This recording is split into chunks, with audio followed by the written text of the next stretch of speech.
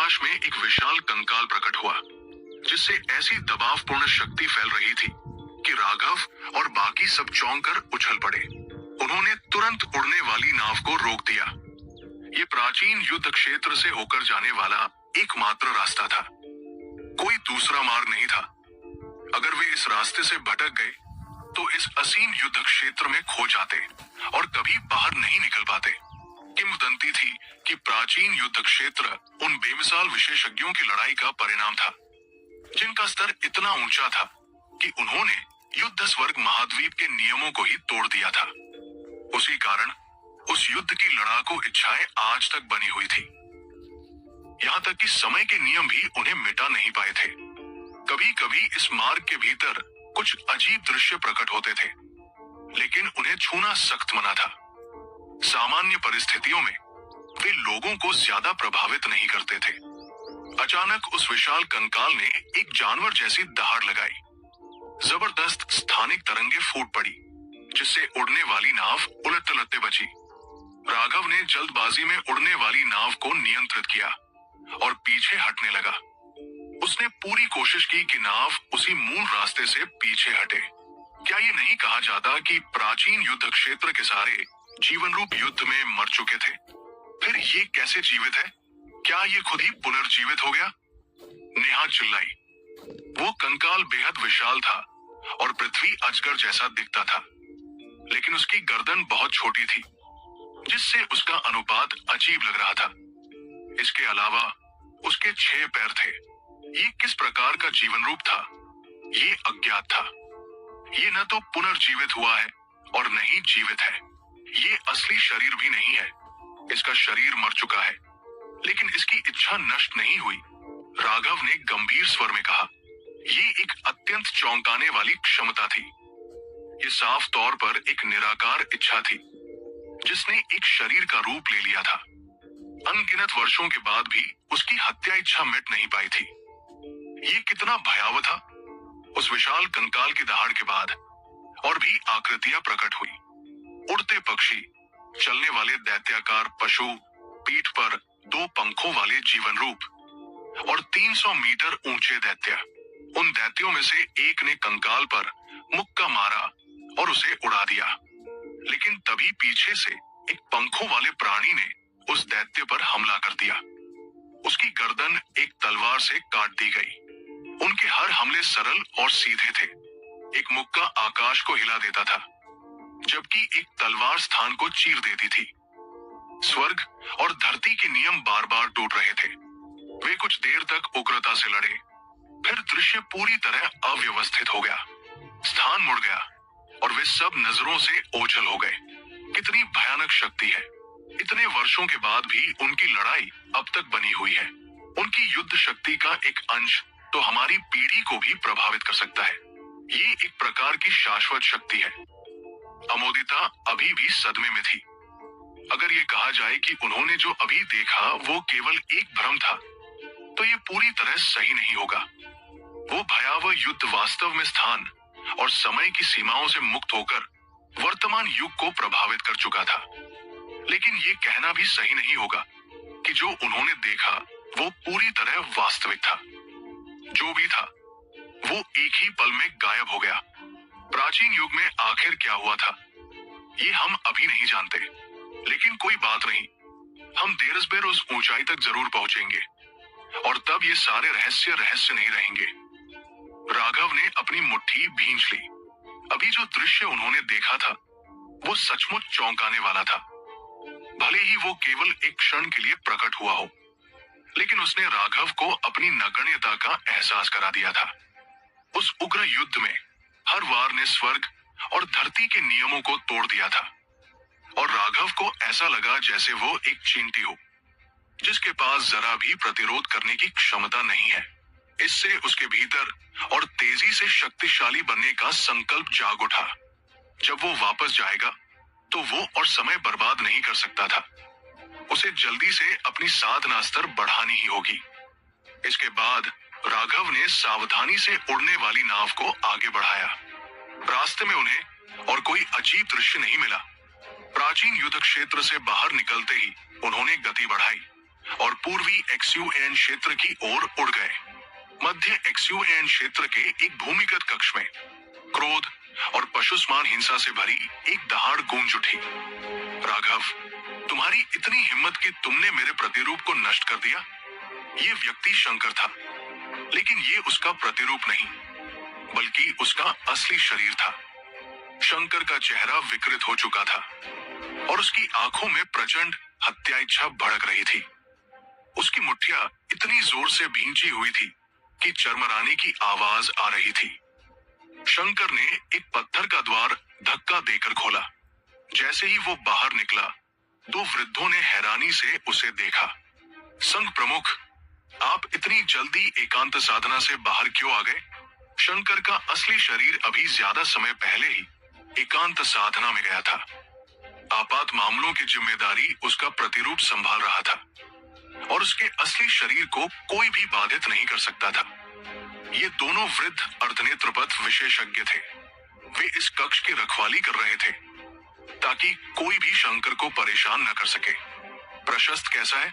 शंकर ने कोई जवाब नहीं दिया, बल्कि उल्टा सवाल कर दिया। स्वर्गीय आत्मा दिव्य वृक्ष इस समय युवा मालिक प्रशस्त की मृत्यु ऊर्जा को अवशोषित कर रहा है।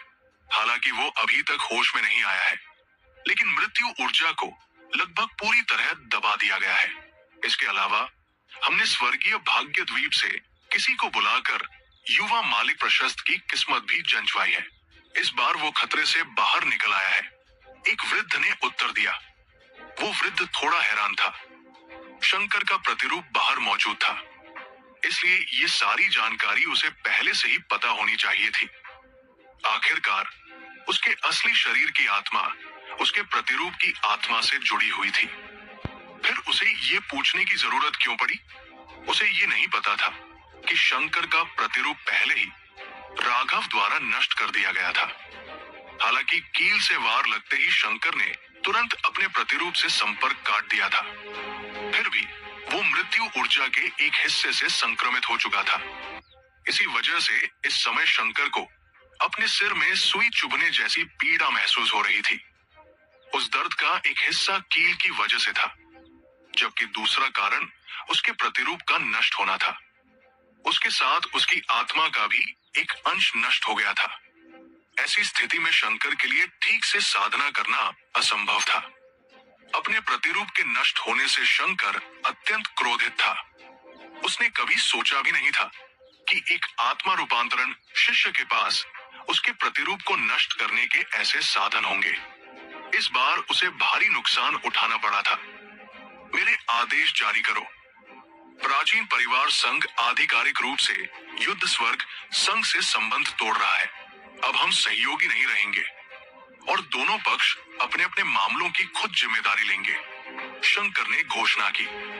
दोनों वृद्ध चौंक गए। संत प्रमुख, ये अच्छा विचार नहीं है।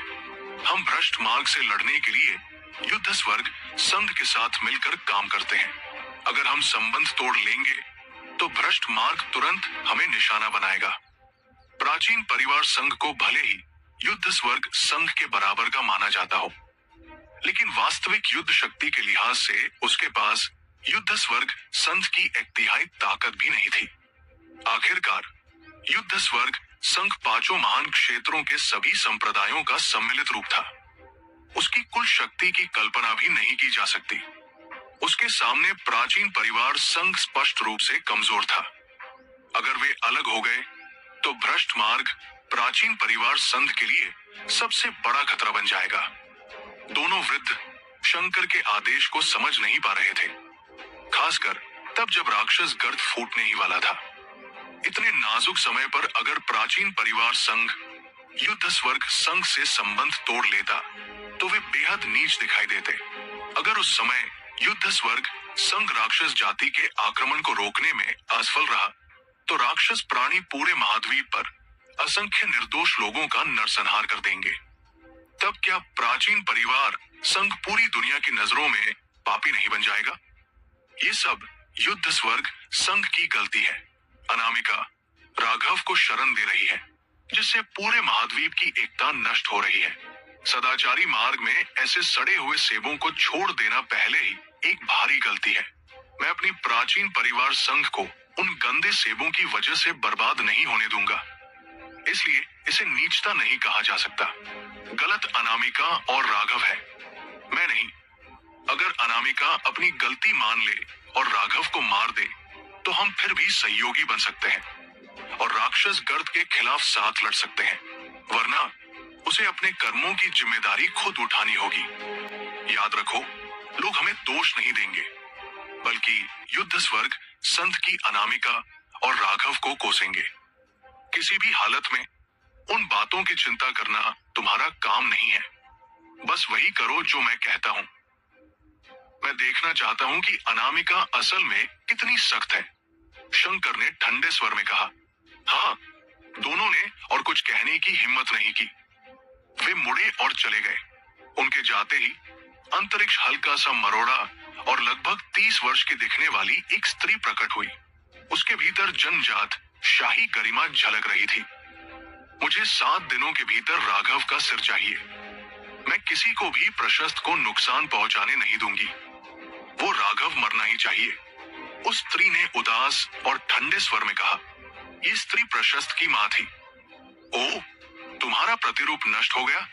क्या ऐसा हो सकता है कि शायद दूसरे लोग शंकर में आए बदलाव को महसूस न कर पाते, लेकिन वो उसकी पत्नी थी। वो व्यक्ति जिसने उसके साथ आध्यात्मिक और शारीरिक दोनों प्रकार की संयुक्त साधना की थी। इसलिए उसने तुरंत उसकी आध्यात्मिक तरंगों में आए परिवर्तन को महसूस कर लिया। मैं लापरवाह हो गया था। उस छोटे बदमाश ने एक विशेष दिव्य वस्तु निकालकर मेरे प्रतिरूप को नष्ट कर दिया, शंकर ने उत्तर दिया। प्रशस्त की मां ने बुरी तरह बदहवास दिख रहे शंकर को देखा और अचानक हंस पड़ी।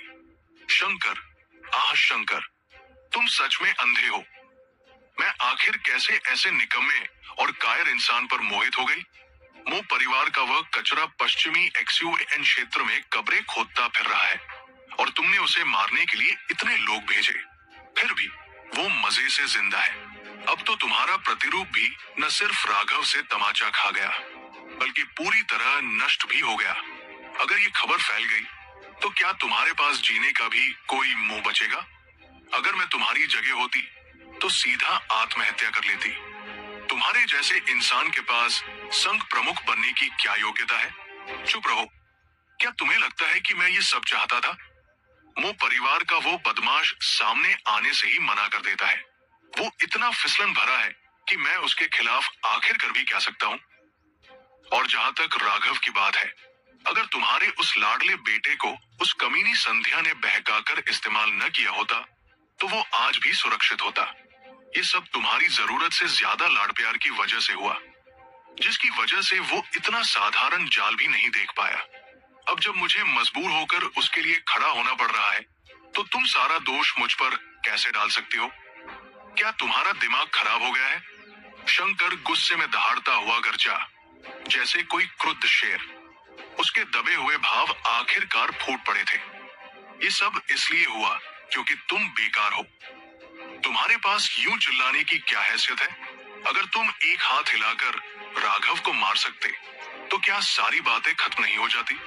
और ये मत भूलो कि तुम्हारा दर्जा क्या है। अगर मेरे परिवार का समर्थन न होता तो क्या तुम्हें लगता है कि तुम्हारा भी परिवार मो परिवार से संघ प्रमुख की कुर्सी छीन पाता? सपने देखना बंद करो। तुम्हारे पास जो कुछ भी है वो मेरे परिवार की देन है, इसलिए बेहतर होगा कि तुम ये बात याद रखो। मेरे परिवार के समर्थन के बिना तुम कुछ भी नहीं हो। शंकर, अगर तुम राघव को नहीं मारते तो मैं अपने परिवार को साफ साफ बता दूंगी कि तुम संघ प्रमुख बनने के लायक नहीं हो। अगर मेरा मन हुआ तो मैं ये भी सुझाव दे सकती हूँ कि वे किसी और का समर्थन करें। प्रशस्त की मां ने तिरस्कार भरी हंसी के साथ कहा और वहां से चली गई। शंकर का पूरा शरीर कांप रहा था जब वो उसकी जाते हुए दिशा को घूर रहा था। गुस्से में आकर उसने अपने निजी कक्ष के सामने रखे एक नकली पहाड़ को एक ही वार में चकनाचूर कर दिया। बॉस, आप आखिरकार लौट आए। बॉस, आप सच में कमाल है। आपने दक्षिणी XUN क्षेत्र के उन बदमाशों को भी निपटा दिया। राघव जैसे ही द्वार पर पहुंचा, उसने देखा कि पूरी ड्रैगन ब्लड सेना उसका स्वागत करने के लिए खड़ी थी। अर्जुन हाथ हिला रहा था और उसके पैर खुशी से थिरक रहे थे। तुम लोगों को कैसे पता चला? राघव ने पूछा। हमें कैसे पता चला? संघ प्रमुख ने संदेश भेजा था। सुना है एक्सयूएन मास्टर को अच्छी खासी डांट पड़ी। कुछ ऐसा कहा गया कि एक्सुएंशन दाओ संप्रदाय हमेशा नियमों के अनुसार चलता था, लेकिन उसके हाथ में आने के बाद सब बिगड़ गया और साफ तौर पर उसी ने तुम्हें भ्रष्ट कर दिया। वासु हंसते हुए बोला। संघ प्रमुख ने एक्सयूएन मास्टर पर गलत आरोप लगाया। मैं तो जन्म से ही भ्रष्ट था। राघव हंसा। राघव को एक्सयूएन मास्टर के लिए थोड़ा बुरा लगा। अनामिका के तेज मिजाज को सोचते हुए एक्सयूएन मास्टर ने शायद बिना एक शब्द बोले ही सारी गालियां सुन ली होंगी।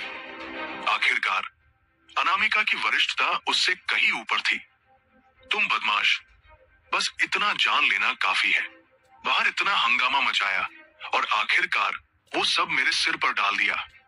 विजेंद्र की आवाज गूंजी जिससे सब चौंक गए। विजेंद्र भी द्वार पर प्रकट हो गया। राघव को देखते हुए उसे न हंसी आ रही थी न रोना। राघव सिर्फ कुछ दिनों के लिए गया था, लेकिन उसने दक्षिणी एक्सयूएन क्षेत्र को पूरी तरह उलट पलट कर दिया था। विजेंद्र को अब पूरी तरह यकीन हो गया था कि राघव मुसीबत खड़ी करने में उस्ताद है। वो सच में एक दंतकथात्मक अस्तित्व के योग्य था। हम एक ही परिवार तो है। मैं मुसीबत करता हूँ, आप संभालते हैं। कितनी बढ़िया साझेदारी है।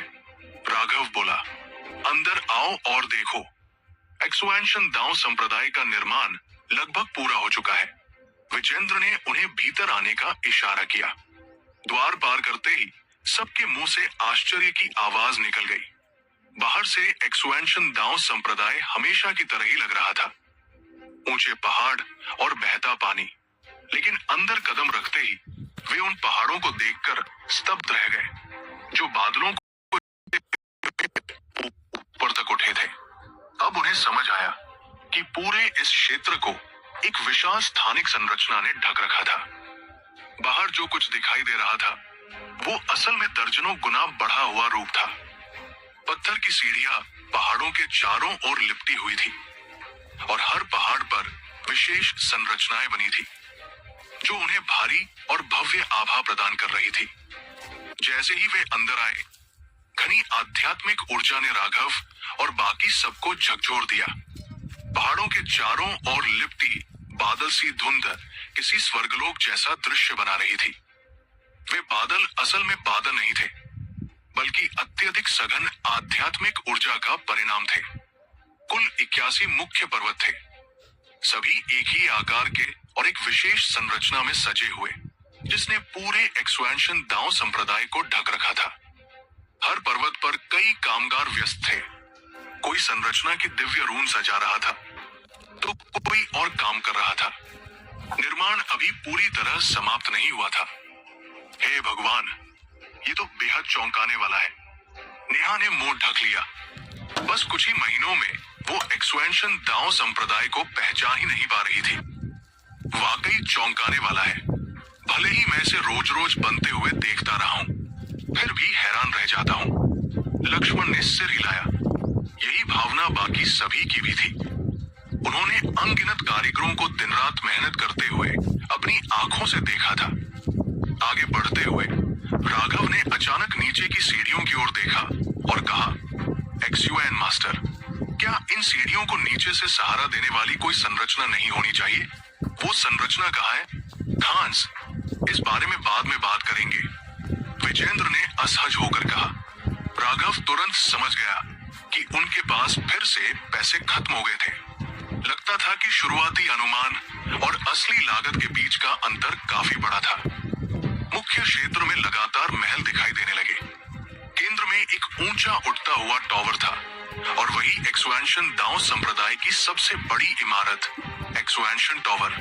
एक्सुएंशन दाओ संप्रदाय के इस विशाल पुनर्निर्माण को नीचे बनी संरचनाएं आपस में जोड़ रही थी, जिससे पूरी एक्सुएंशन दाओ संप्रदाय एक विशाल एकक बन गई थी। अनगिनत संरचनाएं स्वर्ग और धरती से ऊर्जा खींच रही थी और उसे एक्सुएंशन टावर तक पहुंचा रही थी। एक्सुएंशन टॉवर उस ऊर्जा का उपयोग स्वयं को पोषित करने के लिए कर सकता था, साथ ही आक्रमण और रक्षा के लिए भी। ये एक भयावह निर्माण था जो निश्चित रूप से युद्ध स्वर्ग महाद्वीप में बेजोड़ था।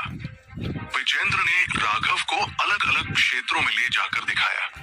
उन्होंने उसे रसायन कक्ष, 10,000 खजाना मंडप, साधना कक्ष, युद्ध अखाड़े, एक्सुएंशन टॉवर और सैकड़ों अन्य स्थान दिखाए। सीमा और बाकी सभी जो कुछ भी देख रहे थे उससे स्तब्ध रह गए। एक्सुएंशन दांव संप्रदाय पूरी तरह बदल चुका था। जहां तक राघव की बात थी, उसे इतना ज्यादा आश्चर्य नहीं हुआ। ये सब उन्हीं नक्शों और योजनाओं पर आधारित था जो उसने विजेंद्र को दी थी, इसलिए वो पहले से मानसिक रूप से तैयार था। रास्ते में उन्हें काफी शिष्य मिले जिन्होंने राघव को नमस्कार किया। वे विजेंद्र के प्रति अत्यंत सम्मानित थे, लेकिन राघव के लिए उनके भीतर उन्मादी सा श्रद्धा भाव था। ये एक सच्चे विशेषज्ञ का करिश्मा था जो पुरुषों और महिलाओं दोनों का दिल जीत लेता है।